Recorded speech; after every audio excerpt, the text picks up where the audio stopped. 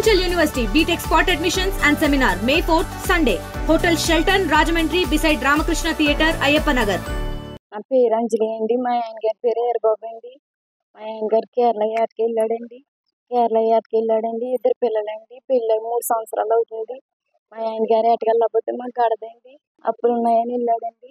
Phone చేశాడండి. ఆదివారం వచ్చేదామని చెప్పాడండి. ఆదివారం పడిపోయాడని ఫోన్ చేశారండి. ఆదివారం పడిపోతే మాకు సోమవారం 7 గంటలకు చెప్పారండి. మా ఆయన గారు నాకు కావాలండి. మా ఆయన గారు లేకపోతే నేను ఉండలేనండి. కావాలండి. మా ఆయన గారిని నేర్పించండి. కలెక్టర్ అండి, మీకు నమస్కారం అండి. మీకు దండండి. నా పేరు వెంకయ్యమ్మ. నా కొడుకు, నాకు 2 పిల్లలండి. కొడుకు కూతురును. కొడుకు కూతురు అయితే నా కొడుకు ఏటగాని వెళ్ళాడు. నా కొడుకు ఏటగాని వెళ్తే నాకు వాళ్ళు ఫోన్ చేసిందండి. నేను తిరిగి వచ్చేస్తున్నానమ్మా, ఆదివారం నాడు తిరిగి వచ్చేస్తాను అనేసి అన్నాడు.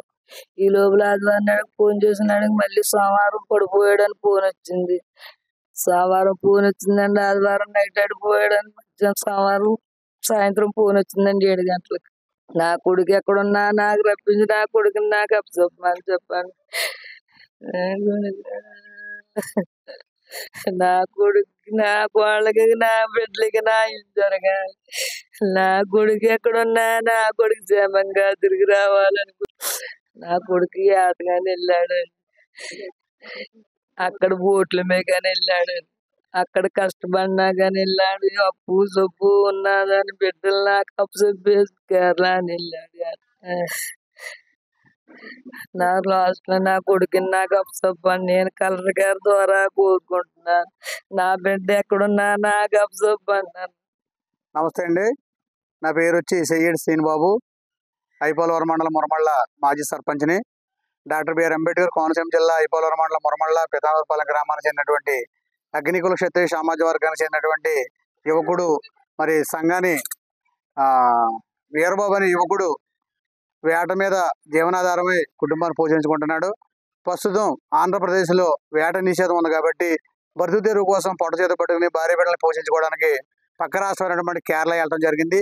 కేరళ వెళ్ళి సముద్రం మీద మరి బోట్లు వేటాడుతుండగా కాలు జారి ప్రమాదవశాత్తు సముద్రంలో పడిపోయాడని చెప్పేసి మరి ఓనర్ గారు చెప్పడం జరిగింది.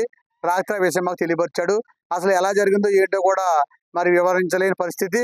అయితే చనిపోయాడని చెప్పేసి వాళ్ళు అంటున్నారు, మృతదేహం దొరకలేదు అంటున్నారు. కాబట్టి ప్రభుత్వం వారు వెంటనే స్పందించి గౌరవ కలెక్టర్ గారు ఈ యొక్క కుటుంబానికి న్యాయం చేయాల్సిన కోరుతున్నాం. అయితే ఇక్కడ వేట నిషేధం ఉంది కాబట్టి కేరళ వెళ్ళడం జరిగింది. మరి అక్కడ ప్రభుత్వం వారితో మాట్లాడి మరి ఆ కుటుంబానికి న్యాయం చేస్తారని చెప్పేసి అగ్నికుల సంక్షేమ సంఘం తరపున కోరుతున్నాం. అలాగే మురమళ్ళ గ్రామ ప్రజల తరపున కూడా మరి మేము ప్రభుత్వాన్ని మనవి చేసుకుంటామని చెప్పి తెలియపరు.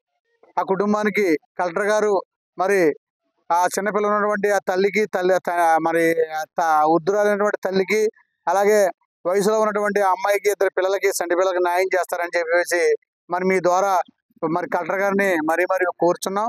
బోటు ఓనర్ వచ్చి మేము ఇందాక మాట్లాడడం జరిగిందండి. పెద్దలందరూ కూడా మాట్లాడాం. అయితే అతను మరి కొచ్చిన్లో మరి బోటు లంగరేసి నిలబెట్టడం జరిగింది. అక్కడ స్థానికంగా ఉన్నటువంటి నేవీ అధికారులు, పోలీసులు వారు మరి బోటు నిర్బంధించి గాలింపు చర్యలు చేపట్టారు.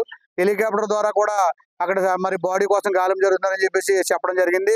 నేవీ అధికారులు కూడా మరి ఆ నెంబర్ ఇచ్చారు, ఏమైనా డౌట్ ఉంటే మాట్లాడమని.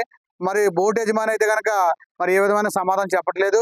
తక్షణమే బోట్ యజమానితో మాట్లాడి ఆ కుటుంబానికి, ఆ సంటి పిల్లలకు న్యాయం చేస్తారని చెప్పేసి మేము డిమాండ్ చేస్తాం. ప్రమాదవశాత్తు జరిగిందా లేకపోతే కావాలని చేశారనేది మరి మాకైతే తెలియదండి.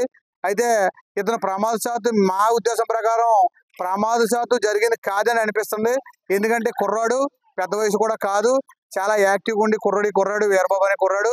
అందులోకి వేటలో ఆరితేరినటువంటి వాడు. అటువంటి వ్యక్తి ప్రమాదవశాత్తు పడిపోయాడంటే మాకు నమ్మశక్యంగా లేదు. దీంట్లో ఏదో మతలబ్ ఉందని చెప్పేసి మేము అనుకుంటున్నాం. వాస్తవాలు అన్ని కూడా ప్రభుత్వాన్ని నిగ్గు తేల్చవలసిందిగా కోరుతున్నాం. మరిన్ని వీడియోస్ కోసం ఛానల్ ని సబ్స్క్రైబ్ చేయండి. లేటెస్ట్ అప్డేట్స్ కోసం వాట్సాప్ ఛానల్ ని ఫాలో అవ్వండి. ఆ లింక్ డిస్క్రిప్షన్ లో ఉంది.